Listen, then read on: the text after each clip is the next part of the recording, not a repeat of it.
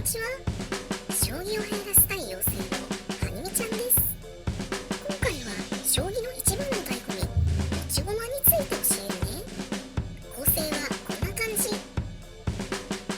将棋を指す上ですごく大切なの。まず相手の駒のいる位置に自分の駒を移動させたら駒を取ることができるって前に言ったわね。そうしたら駒は駒台に置くの。駒台がなかったら相手に見えるところに置いておけばいいわ。とにかく隠し持たないで相手にちゃんと見せておくのが大事なの。これが持ち駒よ。ここからが大事だからよく聞いてね。自分の駒台にある持ち駒は自分の手番の時に1枚だけ番の少ない位置に置くことができるの。これを駒を打つというわ。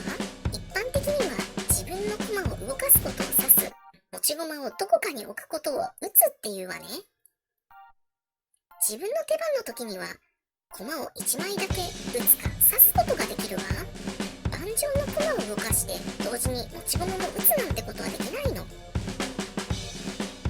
前回いろんな将棋があるって紹介したけど、持ち駒のルールは日本の将棋特有のルールなの。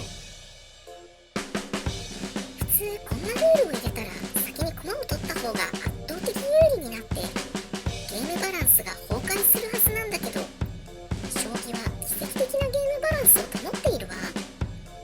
そこが将棋の面白いところよね。あ、最後に大事なことを言っておくのを忘れていたわ。自分の駒を取ることはできないの。わざわざ味方を倒しちゃうなんてことはしないでしょうけど、そこにいる歩が邪魔って思っても取ることはできないの。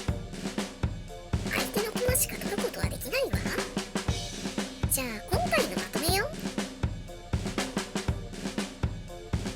さて、好きな位置に打てると言ったけど実は例外があるわ。特にこの歩という駒、一番制約が多いの。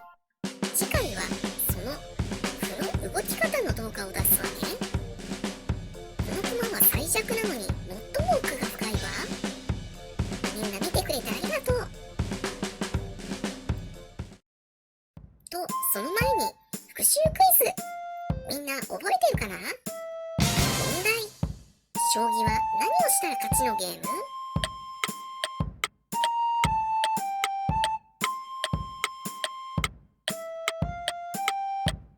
答えは2番。詰ますっていうのは次何しても取れるってことね。